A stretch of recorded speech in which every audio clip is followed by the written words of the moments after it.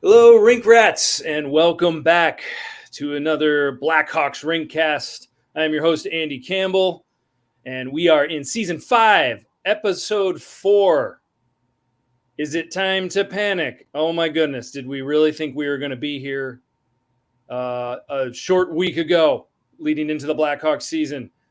With me is the Bard, Andrew's here, Sean Fitzgerald, and Eric Andrews. So this quad yet again is going to run you through what's going on with the Hawks. And boy, oh boy, we wish we had good news for you. Unfortunately, this one might be a little bit of a venting session, but the group therapy session we're about to embark on will be helpful to all of us, and we're very excited for it.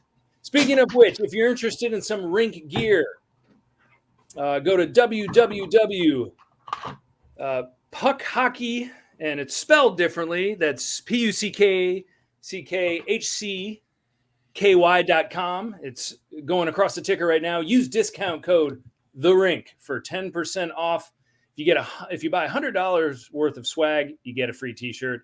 Please go check out the Rink where it's wear. And in addition, please go to therink.com to see all of our latest game recaps and analysis on the once proud franchise, the Chicago Blackhawks.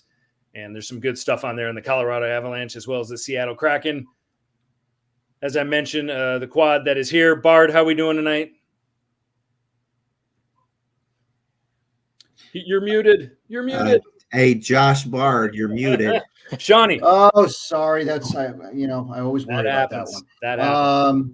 Yeah, no, doing okay. Hanging in there. Awesome. You're working that mute button like Josh Bard was catching the knuckleball. Not good. Not A long lost cousin. Yeah. And Sean Fitzgerald here again, the legend, with a strong hat game. I appreciate his look tonight as well. What do you got going for us, Shawnee? I've got the gray Boston Strong hat made by the 47 brand. Awesome. These came out after the incident at the Boston Marathon, Boston Pride.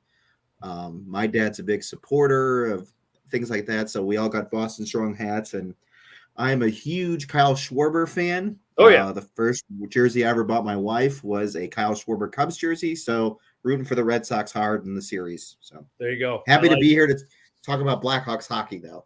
I like it. As a current Massachusetts resident, I also own that hat, was here for the bombing, and really appreciate that look. Our content editor and director of the Chicago chapter, Eric Andrews, how we doing tonight? Doing better than the Blackhawks are. There we go. Yep. That was a layup.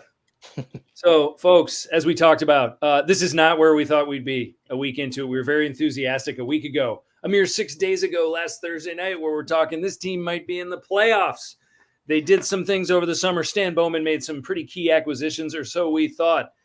And now it is so grim. An 0-3-1 start, booed out of their own building last night, and just 4 pretty not great showings on the ice.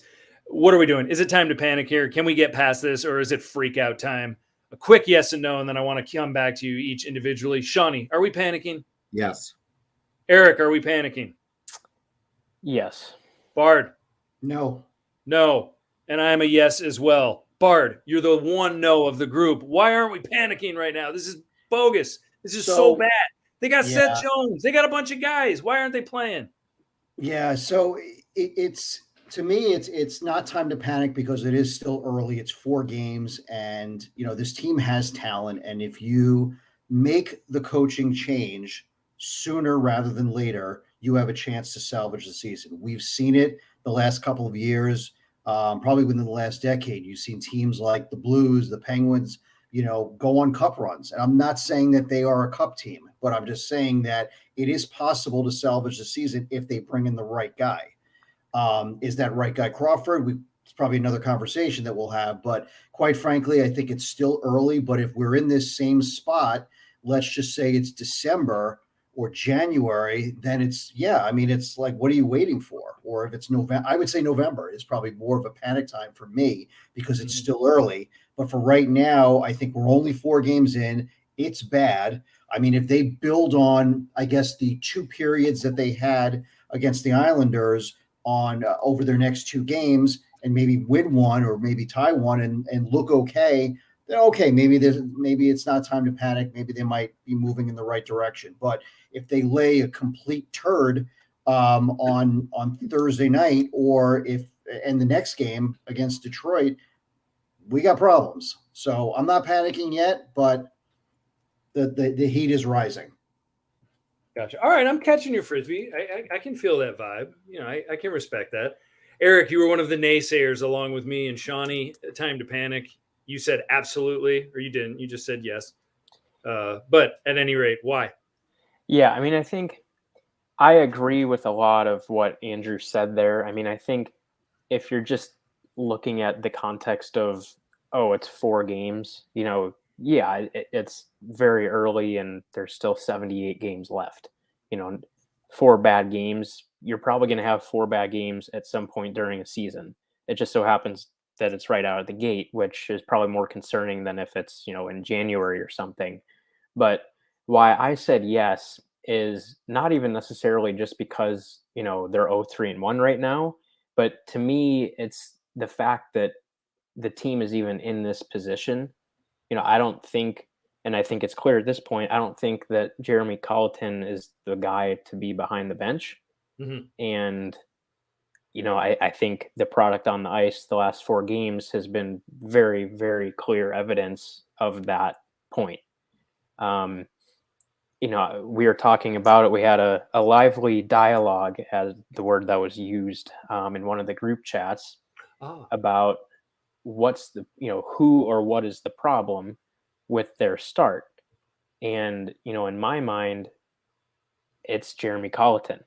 Another name, of course, that gets thrown out as well. Stan Bowman, hasn't put together the right roster. Well, I don't know what more you really realistically could have asked for him to do. He went out and got Carlaton, a number 1 defenseman, a bona fide starting goaltender, got, a nice depth piece in Tyler Johnson, got a nice sandpaper guy in Jujhar Khaira, got a pretty underrated defensive defenseman in Jake McCabe. Did he go out and acquire, someone like a Josh Anderson, who is someone, that, or a type of player that the Blackhawks, quite frankly, have been desperate to have for years? No. But how many of those guys are out there in general, and how many of them can be had? Not if any. So, I think realistically understanding, there was a lot that this team needs and, needed over the summer and still needs at this point to get back to cup contention. I think the fact that Stan Bowman, recognized that, made moves that he thought, some of them are longer term moves like a Seth Jones, and some of them, like of Marc-Andre Fleury, are meant to help them be competitive today. And, I don't think there's too much more you could have asked for him. So the fact that he went out and got those pieces, that are capable of helping this team win today, and gave those pieces to Jeremy Colliton, you gotta expect better than what we've seen so far. I mean, it's one thing to lose 4 competitive games. If they were 1-goal games, even 2-goal games, and it was competitive, that's different. They haven't really been in any of these games. I mean, they were in the game against the Devils, sure, but that was a late last-minute comeback, that probably is not going to happen very often. They've had terrible starts in 3 of the 4 games. And obviously it's well documented, but 5-on-5, they haven't been in any of the games up until the Islanders game. But even then, I mean, it was 2 good periods, and then the 3rd period they fell apart. Mm. So, to me, it's not a matter of, are the pieces right? I mean, I think there is a winning combination here, to some degree. I don't think they're a Stanley Cup team by any means, but are they a team that's capable of getting into the playoffs? Yes, I think they are. But I don't know what's going on, and I don't think they know what's going on. Mm-mm. So I don't know. I mean, I think it's like Andrew said. I mean, if this goes on for another game or 2, then it's really time to start panicking, and then some things might seriously have to change pretty quickly. 4 games, I don't know, might be a little bit soon, to actually pull the plug on Carlaton. I don't foresee them, obviously they didn't fire him today, but another game or two and that heat gets turned up quite a bit on his seat for sure. Sounds good. Shawnee, what are your thoughts on this whole thing? So I worked with a guy who once said, 1's a pattern, 2's a trend, 3, scrap the whole thing. This is now the 4th season in a row where Jeremy Colliton has been the coach, and they haven't won a game in at least 4 games. In 18-19, they lost 8 in a row after he took over, only getting a loser point before they won. They got 2 loser points in that time frame. In 19-20, they lost the first 3 games in a row, getting a loser point in game 3 before winning a game. Last year, they lost the first 4 games in a row, getting a loser point in game 4. This isn't, it's the same thing over and over again. Like, I'm tired of watching the same movie. Like, I'm tired, like, it's like watching a bad movie. You know how it ends. Like, why keep watching it? Jeremy Colliton has had 4 years. They don't embrace his system. It's completely obvious. He's talking about forward 3 not coming back. Okay, statistically, yes. Yesterday was the best game they've played, but they still lost. They still gave up 4 goals or 3 goals in the third period. It's the longest time in Blackhawks history, the longest drought since, longest time ever in franchise history without a lead. 240 minutes and 57 seconds without a lead. Like, what? The team is better than this. The common denominator over the last 4 seasons has been Jeremy Colliton. That's the thing. It's Jeremy Colliton. And I think the previous record was set by, by the way, a Jeremy Colliton coach team. Mm-hmm. I mean, these are all facts. You can't walk away from this. This is what drives me crazy. So I'm with you guys. I am panicking. And not only like Bart, I feel you. Like, maybe it's not time to panic. Maybe November, December. If they make a change, then certainly it's not time to panic. Number one, I don't have confidence that the Hawks will make a change. Like, I don't think that they're actually going to look in the mirror, see that 100 level seats are being scalped right now for like $35-$40 because no one wants to go see them play after a summer where they were making headlines for awful reasons, and now they have a bad product on the ice. So I'm not sure I have confidence they will make that change. So that's why I'm panicking. And here's what I said on the last. Oh, I'm sorry. Sorry, go ahead. No, go ahead. I was going to say, here's what I said on the last podcast. I mean, I think this is a playoff team, but where my biggest concern is the coaching. Yeah. Is Carlaton, developing a system, whatever that is? We don't know what it is, but he doesn't have a system. Well, he's smarter than everybody else in the room. Him and Sam Bowman are smarter than everybody else. We just can't see it, apparently. Mm-hmm. It's literally it's the ultimate arrogance. Yeah. Now, here's the deal. When Jeremy Colliton took over, when they fired Joel Quenneville, the players were very upset. They didn't like him early. Brent Seabrook was kind of as outspoken as you can be in a hockey locker room about his disappointment with his healthy scratches. And it seemed like a lot of the vets were bummed out. Now, part of that was they all came up as kids through Joel Quenneville. Like, we need to acknowledge that. They were very upset that Joel was gone. So we need to put that there. Here's what bothers me about all this talk about Jeremy Colliton's system. And as we're supposed to look at him as some sort of guru, what is his pedigree? What is his pedigree? This guy has 1 full season as a head coach in the AHL and then 12 games in the AHL. And then Joel Quenneville was fired and they just handed him the keys. So when you hear about all these systems and all this methodical things behind the candelabra that Jeremy Colliton's got, he doesn't have the pedigree to boast that. No, and he doesn't have the knowledge and he doesn't have the background to say, wow, what this mythological coach that knows things that no one else can pick up. Well, I'll tell you who doesn't understand you are your players. And you have some future Hall of Famers now on your roster, and they're not playing for you. Like, you do not inspire your hockey players is the bottom line. They are so uninspired. Patrick Kane's body language on the ice, I forgot who tweeted it. It might have been Al Samaglia. But Patrick Kane's body language in the last 2 games is dismal. I mean, they score a goal. He's barely celebrating anymore. This is the biggest rink rat you've ever seen. This kid, not kid anymore. He's in his 30s, but, he acts like a kid the way he plays. He celebrates all the time. When someone gets a goal, he's so happy for his teammates. He looks disinterested right now in the game of hockey, which is his entire life. And this is just, I think we're at a really critical point here. AJ Capolano just wrote in a question. AJ, we're thinking about you, man. Thanks for writing in. Here's a question for you guys. When have you seen the Blackhawks play a full 60 minutes under Carlaton in his 3+ years? Now, I had to think about that when I first saw the question. The only time I could think about it was game 1 of the play-in game, not playoff game, play-in series. Against the Edmonton Oilers. The Oilers. They came out firing on all cylinders. And that was probably the best game of hockey that they've played under his tenure that I can think of right now. There's probably others. But no, I mean, it's when you come out for a hockey game and it looks like the guys don't even want to be there, then it is about coaching. I mean, they look completely out of sorts. It's hard to find, any sort of, bright spots right now. The lone one is Kirby Doc. Kirby Doc's a hockey player. He's here to stay. And he assisted on Entwistle's goal, so they were on the same line. There you go. I mean, Jonathan Toews is at a point in his career right now where he can't just will the team back into contention, and it's not on him. We might want to talk about Johnny in a little bit too, because his best hockey days look behind him. He doesn't look his best.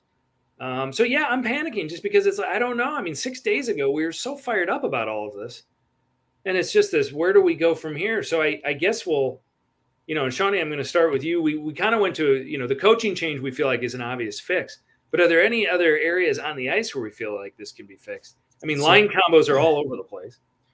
Yeah, and they've got so what they've done in years past when Carlaton's system has failed them, they've abandoned it. Yeah. And I think we're at that point again where we have to abandon his man-to-man, like 1v1 defense and play something similar to what they were playing before. And you've got to, I think that's the big schematic thing they got to do. They also got to get healthy on the blue line. I think that's going to help. I think Caleb Jones coming back and I can't think of Kalynuk come back will help the blue line. We've got to figure out a way to block shots, stop giving up so many shots. That's been another trend that it started before Carlaton, but it's gotten worse under Carlaton.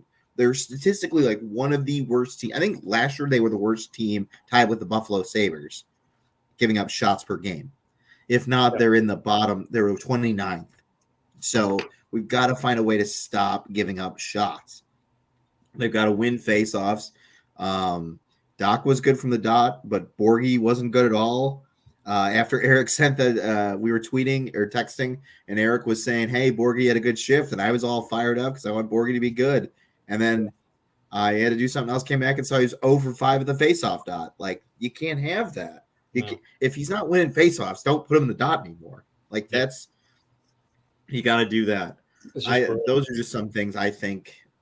And ultimately, it comes down to somebody else needs to run a different system, whether it's Mark Crawford, whether it's somebody else. You've got to have another prominent voice in the room. And I think that's the biggest change they can do and make it better on the ice.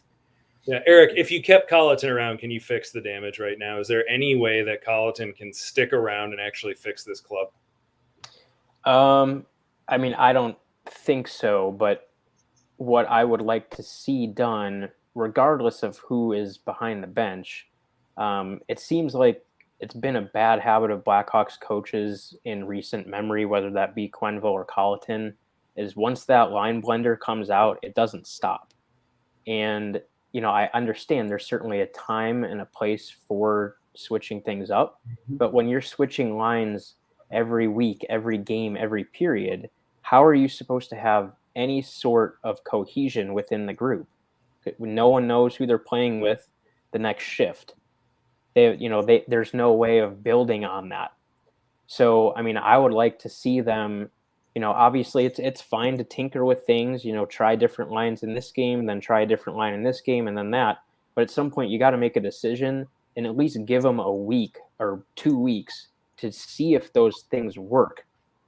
Because if you just keep changing things just to change things because what you were doing wasn't working for the last 5 minutes, well, why would the next 5 minutes be any better when you're just going to change it again in another 5 minutes? Yeah. So I guess I would like to see a little bit of consistency I mean, I understand the time to win is always now, but I don't know how you can really do that when you're not really giving them much of a chance to form any sort of chemistry. Another thing, I mean, I think we'll probably all be in agreement here. And this, I mean, in the grand scheme of things, really isn't the end of the world or the biggest problem they have. But Erik Gustafsson provides nothing for this hockey team. God. I would much rather they're playing Ian Mitchell for those minutes, because at least if Ian Mitchell makes the boneheaded decision to leave the front of the net wide open when you have two guys behind the net, at least you would hope that Ian Mitchell still has the ability to learn from that mistake. Yeah. Erik Gustafsson will never learn about defensive anything at this point. There is no benefit. That ship has sailed. And you there's no justifying playing an Erik Gustafsson when you've got Beaudin sitting around waiting to play. That's what I can't like. You cannot sit there and tell me that Beaudin is not a better option than Erik Gustafsson right now. That's just pathetic to me. And and I don't want to hear about this. Well, he kind of fell out of favor with Carlaton. That's nonsense. That's just absolute rubbish. The whole fan base has fallen out of favor with Carlaton, or I should say the other way around. Right. Yeah, Bard. I mean, is there any way to fix this without a coaching change? I mean, I think we kind of all agreed that that's something that might need to happen. But what's your take? Yeah. I agree with everything you guys said, and what's really fascinating is the story of the of the Buffalo Sabres, which is interesting because a good friend of mine is a fan of the Sabres, and he's watched the games, and I actually watched one of their games, and what they do out there is just so simple and so clean. It's not forced, and it starts with their D, just exiting the zone with a simple pass and just skating it out. And if it's not there, dump it in, or check back to it's almost like the defensemen are acting like point guards almost, and it's like in a weird way it's sort of a half-court offense, if you will, if you want to use another sport as an analogy. And it's just interesting to watch it, and it's just so damn organized, and it's scary.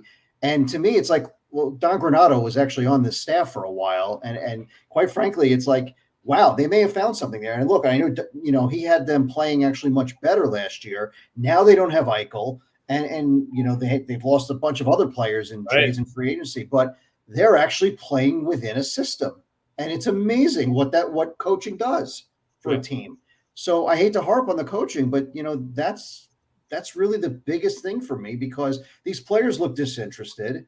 Maybe stands for some of the younger guys, but quite frankly, these players look like they're just going through the motions. There's really no emotion on this team. Yeah, no, I would agree. And so we had someone just write in right now that, with a few different comments, and then a little bit of a knock on Marc-Andre Fleury, that the Blackhawks overpaid for Marc-Andre Fleury. I'm not really sure exactly what that means. They got him for free, and they have him for 1 year at $6 million.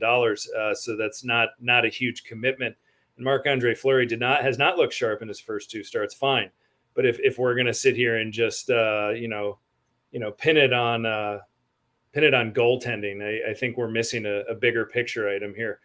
And then we have a very good friend of ours who just wrote in and commented on, hey, how about some more Dylan Strome? Maybe that'll just cure everything. Thank you very much, Kate. I didn't realize Ben Pope listened to our podcast. Yeah. Ben Pope just wrote an article. I will clarify this by saying Ben Pope is a very good writer. He's terrific. He is worth a follow. He's been covering the Hawks for a few years right now, and he's very, very good. He did have a column today about inserting Dylan Strome, and hopefully that will change the fortunes of the team. Sure, maybe adding Dylan Strome will do nothing, but I guess where I'm at with that is that, Hawk fans, if that's where we are right now, where it's, hey, I got an idea. Maybe if we throw Strome in there, it'll change the team. When we thought rock bottom was last year or the year before, that's pretty low. Dylan Strome, I think, is not the answer for these woes. And I think Dylan Strome is a guy who has fallen out of Jeremy Colliton's favor. Like we saw it last year during that you had a must win against Nashville, and they benched him. Like, right. And he was one of your top 3 face-off guys in an area that they weren't very good in to begin with. So. Yeah, I mean, I don't, for the naysayers that, or for the people that are saying, oh, maybe we should throw him out there and just see what happens. Fine. At this point, be my guest, because whatever. But prepared to be very disappointed. If any of you out there are hoping that inserting Dylan Strome into the lineup is just going to have some sort of magic potion and everyone's going to wake up and be like, God, we're so fired up. Strome is back, and now we're going to really start playing. Pardon me, Dylan. I'm sure you're a great guy. So, okay. So we're all kind of agreeing. Colliton it's probably his time. He was given.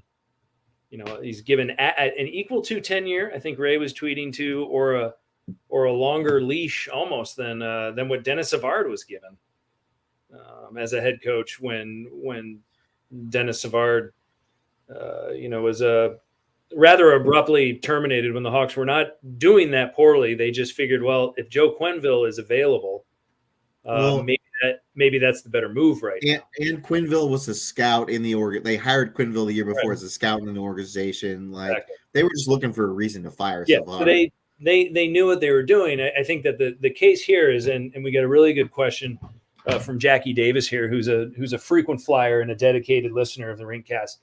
But the question was more, if Carlaton is fired, what are the options? Like where do they go from there? We've thrown out some ideas, some Mark Crawford possibilities.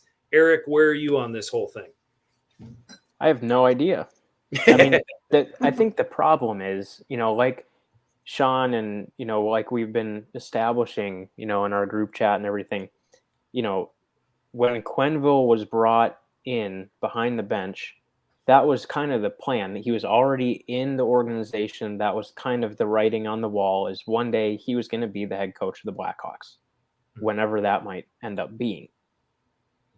As far as I'm concerned, they do not have anyone in the organization that really warrants that position. I mean, okay, maybe you do Crawford, but I mean, in my mind, promoting someone that's on the bench right now doesn't change anything, because it's the same voice. It's the same thing. You're not having, Mark Crawford trying to undermine Jeremy Colliton and be like, no, guys, you should actually be doing this. Don't listen to him. That's not what's happening. He's preaching the same things that Carlaton is preaching. They're working together. They're on the same coaching staff. It's going to be the same thing. Now, obviously, if Carlaton was fired, then yeah, Crawford would change some things and stuff. But still, there's, the mentality and how the players would view him. They've been hearing all these things from him this whole time. So now if he just starts saying something different, I don't know how effective that's really going to be. Now, I mean, I guess you could bring up someone like a Derek King, see if that works. That'll probably appeal to some of the younger guys a little bit, try to give them some familiarity, having played for him. Again, I don't know how effective that would really be. So, in my mind, especially if you were trying to salvage this season, which I think if they were to fire Carlaton, I think that would probably be one of the biggest priorities, would be salvaging this season. I don't know where you really go. I mean, I think it obviously would have to be a former coach that doesn't have a job right now. And obviously there are some names out there, but I mean, I don't know. Nothing, there's not really a good solution in my mind. And frankly, I'm of the belief I don't see Carlaton going anywhere anytime soon, unless this turns into, they haven't won a single game after 10 or 15 or 20 games. Yeah. If it gets to that point, then yeah, he's gone. But I don't see him leaving short of that. Yeah, and Eric, I understand your point about Mark Crawford, and I don't want to quibble with you on that point. And you perhaps could be right that it's just a similar voice. But not too long ago, the St. Louis Blues fired Mike Yao, and their associate coach Craig Berube takes over, and they go on and they're hoisting the Stanley Cup. So that clearly, I don't know where Mark Crawford is philosophically, and if he's aligned with, he probably respects the head coach's decisions, and that's what he's hired to do. But I don't know if I'm totally sold on the idea that he would just be a similar voice. Yeah, I see what you're saying. I think Yeah, I mean, it's hard to say exactly in this context what his, coaching philosophy would be with this group. Going back to your point about Mike Yeo and Craig Berube, I mean, I think it was pretty apparent those are two pretty different coaching styles there, and I think it was evident that Berube was kind of what that group in St. Louis really needed. It was kind of that stronger presence, whereas I always just think of Mike Yeo as just like a guy. Like, so yeah, I mean, we don't know. I mean, I wouldn't be opposed to Mark Crawford becoming the interim or just the outright head coach, but that'd just be like, okay.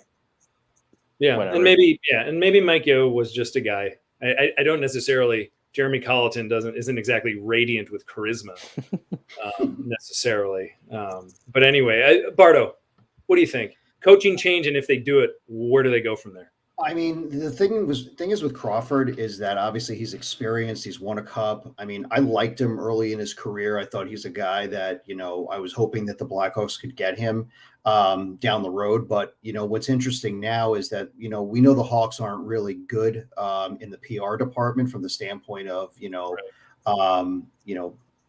things, issues that I guess that people have had. We all know the Aldridge situation, but, Crawford has had some history with the abuse stuff, and he had to apologize. I don't remember if he was suspended or anything like that, but he stepped away for a few days. Yeah, it was like 3 or 4 games. I remember he was gone for a few days, but he was, he certainly, apologized for the situation. Is that somebody that they want leading the organization where there is already this kind of like dark cloud over it? I mean, to me is something to think about. As far as outside, I mean, I don't think they're going to go for a Derek King because, it's almost like, okay, we're going to get another inexperienced coach. I feel like if they are going to make the move, they're going to have find somebody that's experienced. I don't know who that is. Mm-hmm. I don't think Tortorella is a fit. I know he's doing the broadcast stuff, but I think, since he coached Seth Jones already, I just don't see that. I wouldn't want him anyway. I think he's got a short shelf life. I'm not a big Babcock fan. I think he's a little bit overrated. I know he's coaching in college, but I know there's possibilities off season there. I don't like Boudreau. I think he's kind of an older Jeremy Colliton. He's an all offense, no defense guy. Who's left? I have no idea. Yeah. I mean, I don't know who's out there right now who's not coaching. I mean, Kirk Muller got scooped up. He's a good one. I've even thought about a guy like Dan Bleisma, who's now, coaching in the AHL, but he's had a pretty good resume and was kind of a player's coach. He's someone I'm curious about. Shawnee, what's your take? Would you be up for Crawford in an interim role if they weren't able to, scoop up someone? Yeah. So I think Crawford, like Andy said, not to quibble with what Eric said, but I think Crawford is probably schematically going to be different than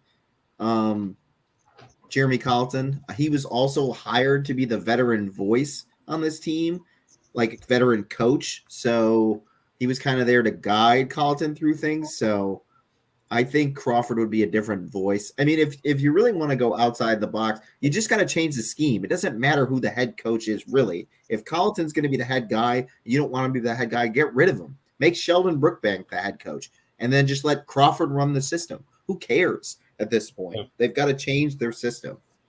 Yeah. No, they have to implement a system. That too. I mean, I don't, if Carlaton's gone at some point and it's an interim or it's Crawford, I mean, there are more appealing candidates, or there will be more appealing candidates if in the offseason. Open up a search in the offseason. I mean, the one guy I would love for the Hawks to take a run at is Lane Lambert.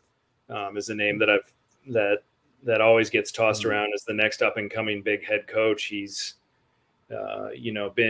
he's been with Trotz through Nashville, through Washington, and is now with him in the Islanders. And a lot of people are saying maybe this is the next big head coach in the NHL.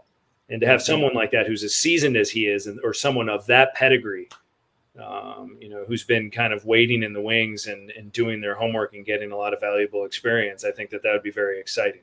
Not a recycled like a Bruce Boudreau or a Yao or anything like that.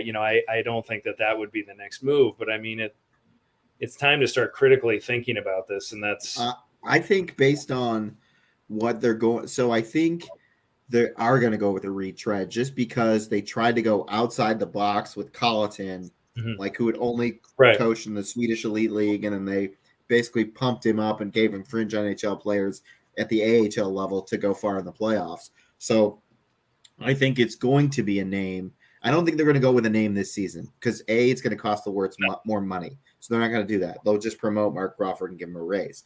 But in the offseason, I think they're going to go with whether it's a John Stevens or a Bruce Boudreau, somebody like that. I don't think Babcock. Bilesma, I think, is not an option. But somebody like that. They may even look at Mike Yeo, which is terrible. But they're going to look for somebody with a veteran. Like they need a veteran coach for this group. And Carlaton's not that fit. Crawford brings pedigree.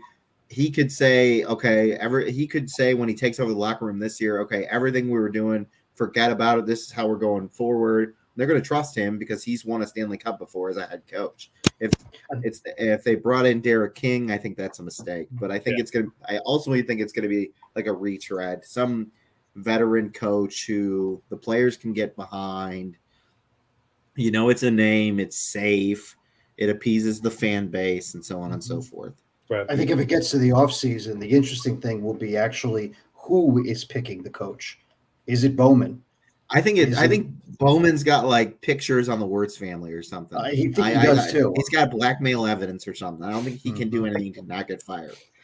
The only way he gets fired is if something happens with his Aldridge thing. Start the rumor bell. Yeah, I mean, this is just not a good place to be. I mean, it's just we can spin circles and try to find the right answers to this. Nobody really knows. And I guess that goes to one question that Sam Myers wrote in on Facebook, and that's just how hot is the hot seat for Carlaton? And we really just don't know.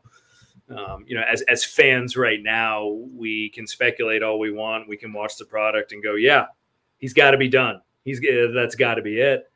But unfortunately, we're not the ones making the decisions. If the 18,000 or however many were there last night, if it was up to them, as you can tell by his introduction when they did team intros, that seat is really, really hot. So it's hard to tell. But Sam, the other question that he asked was, what could they get in a trade right now for Dylan Strome? And a very good question that I guess we can kind of go around the rink. Yeah, that water bottle looks really good. I mean, we have thrown out ideas as far as returns for Dylan Strome that go as far as a gift card to Applebee's, which is a very underrated restaurant. 99 Steakhouses are also good. Maybe a used puck bag is also possible. Stuffing for goalie pads, things of that nature would be pretty good returns for Strome. But in reality, what are you going to get for Strome? You will get, at best, a very, very low draft pick would be my guess. And any other thoughts from the peanut gallery? Eric, Strome, value, trade? Well, I mean, this is first-line center Dylan Strome we're talking about here.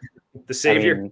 I mean, he's got to fetch you at least a first-rounder, maybe an established superstar, someone like that. I mean, no, I mean, he can't even crack a winless lineup right now. I mean, I don't know what people are expecting here. I mean, I think if you get a mid-round pick or a mid-level prospect, I think that's a win. I mean, look at it this way. If you're trading him and you get anything that is moving your organization forward or giving you some value, is that not better than what he's providing for you right now? Yeah. So all he's doing is eating shrimp in the press box right now. I mean, I don't know. The shrimp in the press box is probably pretty good. We actually talked about that last year. Him eating shrimp in the press box. Yeah. Larry Brooks actually said, I think he wrote today that the Rangers may or already have inquired about him because they're a little bit banged up front. And, sure. I think Kako's out, and I think his brother is hurt too. Mm-hmm. So that's a possibility for them to get somebody who's a center who can just temporarily fill in, but also give them a little bit of depth. Yep, that's good. Well, yeah, I'd love to. They're gonna get a fifth rounder for. I can't remember off the top of my head. Who was the guy that the Blackhawks got from the Red Wings for like a third or fourth? What's up? Was it Perlini? No. It was before Perlini. He ended up winning the Calder Championship with the Charlotte Checkers. Oh, Thomas Jerko. Yes, that's the equivalent of the guy we're gonna get back.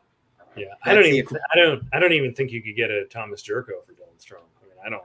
Yurko it's a fringe NHL guy, AHL guy. That's what he is. I almost went down the Boris Mironov rabbit hole, but did we get him from the Red Wings for Chelios? Might have. Yeah. I was trying to think of who that Boris Mironov. Is that what you said? Yeah. I thought Boris Mironov was a trade to Edmonton. He was an Oiler before he was an Oiler. Oh God! I think he was in some sort of deal with Ethan Moreau. I believe Ethan Moreau was sent to the Oilers and Boris Mironov was in return. It was like a 3-player swap or something. We'll have to look up. Dr. Moreau's Island over there. I can't remember who they got for Chelios. I feel like it was a Russian defenseman or something. But I'm sorry, I've took the conversation as a completely different. No, that's fine. I guess the bottom line is Dylan Strome. It's a great question, and Mr. Myers, thanks for the question. But I think, get what you can for Dylan Strome right now because you're not going to play him anymore. So listen to all offers, and the first one that you feel that itch to bite on, if you're just saying, okay, yeah, sure, sign off on it, and get whatever you can. The less salary you eat, the better. That's less salary you eat, the better. Yeah, and let the guy go. Like at this point, he's not going to play here. Like it's $3 million to eat shrimp in the press box. Just get rid of his salary, and then just think about that if you need to make a trade or pick anyone else up. Take on an equally as bad contract with the same length, and maybe you find the guy.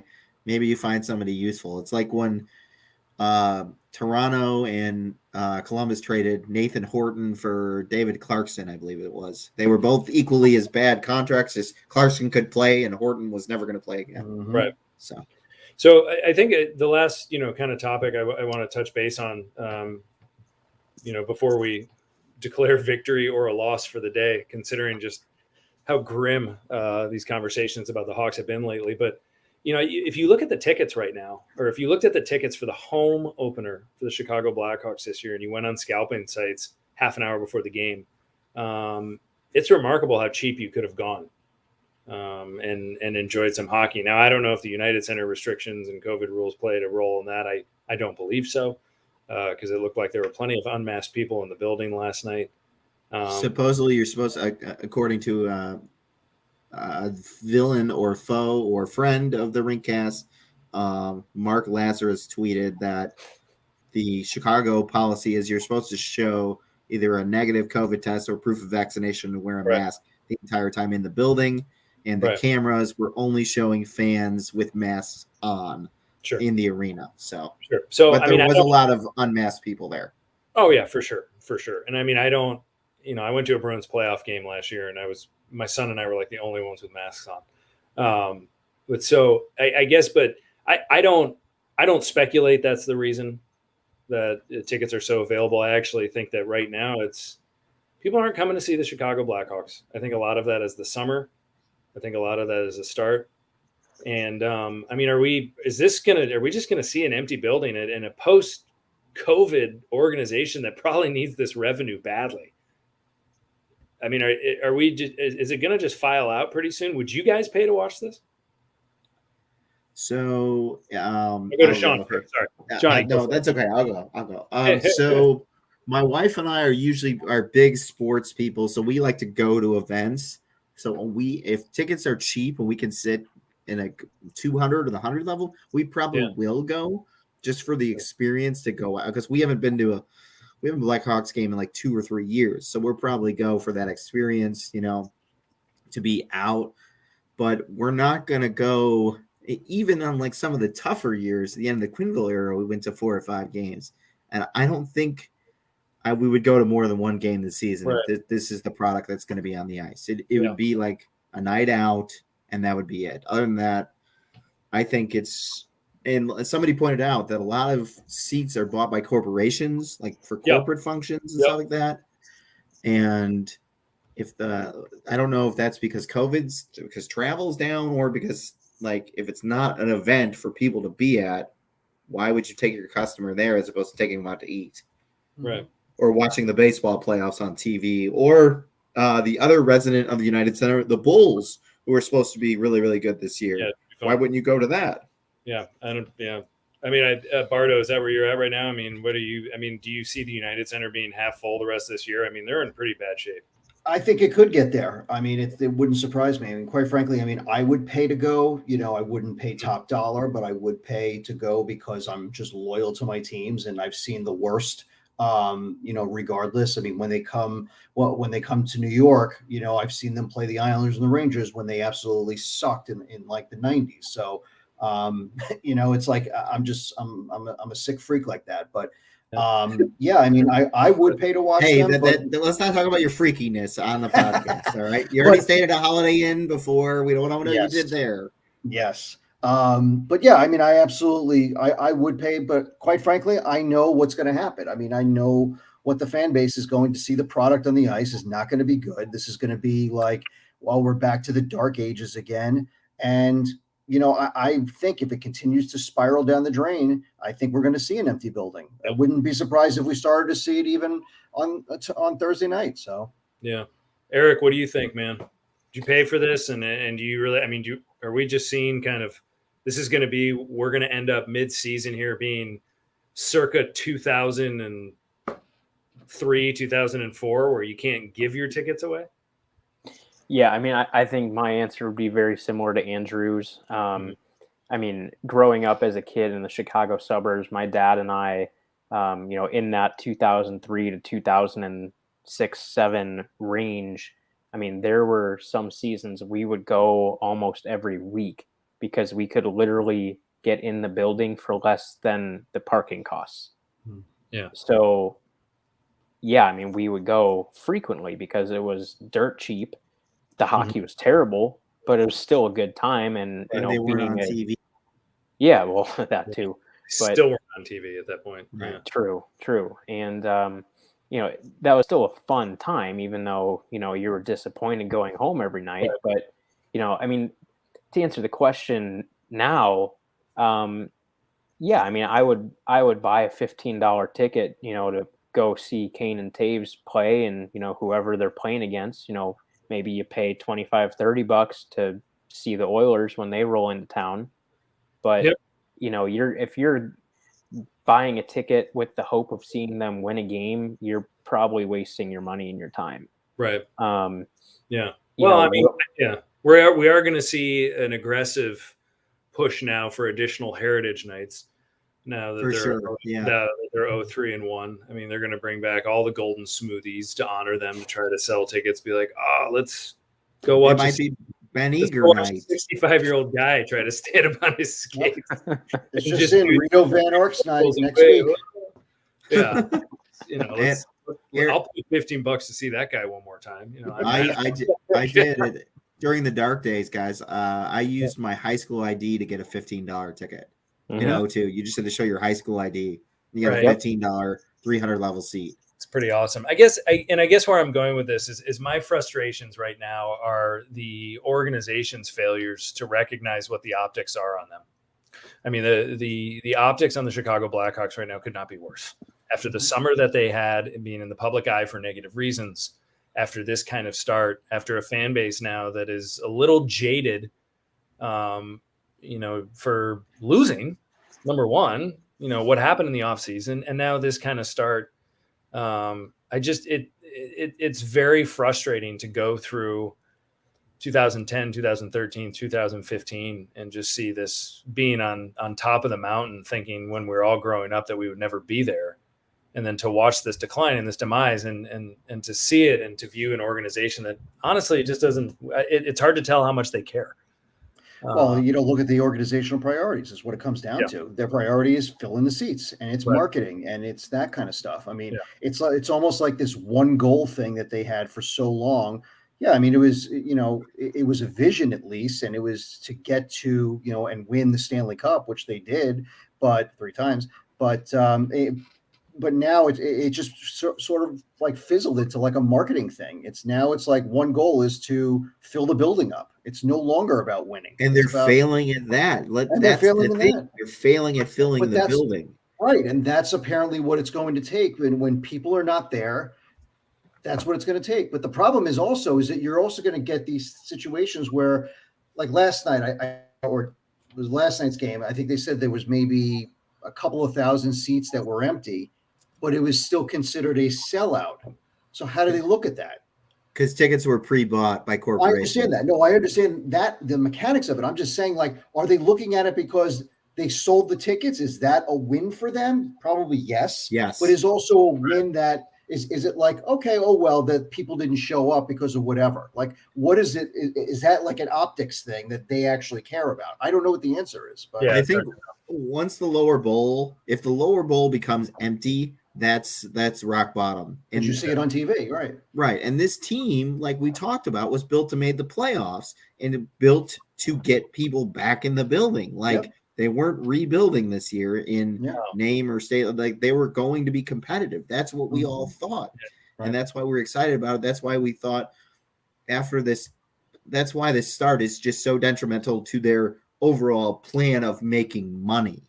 It's so detrimental to it. Yeah, this could go further south in a hurry. I mean, I don't.